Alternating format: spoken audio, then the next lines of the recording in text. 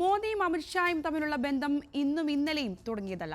രണ്ടാം മോദി സർക്കാരിലേക്ക് ആഭ്യന്തരമന്ത്രിയായി അമിത്ഷാ എത്തിയതോടെ അധികാര കേന്ദ്രം ഇരുവരിലേക്കും ചുരുങ്ങിയതായും വിലയിരുത്തലുകൾ ഉണ്ടായിരുന്നു.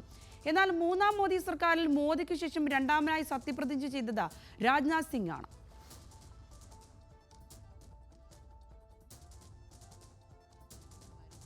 ഗുജറാത്തിൽ നിന്ന് ദേശീയ രാഷ്ട്രീയത്തിലേക്ക് വളർന്ന മോദി അമിത്ഷാ ആധിപത്യത്തിന്റെ കാലം കഴിയുന്നതായി സൂചനകൾ.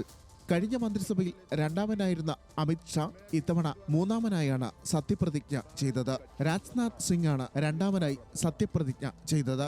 TDP അധ്യക്ഷൻ ചന്ദ്രബാബു നായിഡുവിന്റെയും JDU നേതാവ് നിതീഷ് കുമാറിന്റെയും കടുംപിടുത്തമാണ് അമിത്ഷായ്ക്ക് തിരിച്ചടിയായത് എന്നാണ് സൂചന. CAA, NRC, ഏക സിവിൽ കോഡ് തുടങ്ങി മോദി സർക്കാരിന്റെ പ്രധാന തീരുമാനങ്ങളുടെയെല്ലാം ബുദ്ധികേന്ദ്രമായി പ്രവർത്തിച്ചത് അമിത്ഷാ ആയിരുന്നു.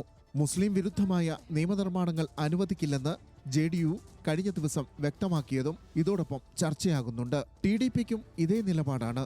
മൂന്നാം മോദി മന്ത്രിസഭയിൽ അമിത്ഷാ മൂന്നാം സ്ഥാനത്തേക്ക് പിന്തള്ളപ്പെടുമ്പോൾ ഇത്തരം നിയമങ്ങളുടെ കാര്യത്തിൽ NDA സർക്കാർ എന്ത് തീരുമാനമെടുക്കുമെന്നതും നിർണായകമാണ്. 2005-2009 കാലത്ത് BJP ദേശീയ അധ്യക്ഷനായിരുന്ന രാജ്നാഥ് സിംഗ് വീണ്ടും അധികാര കേന്ദ്രമാകുന്നു എന്ന സൂചനയാണ് BJP നേതൃത്വം നൽകുന്നത്.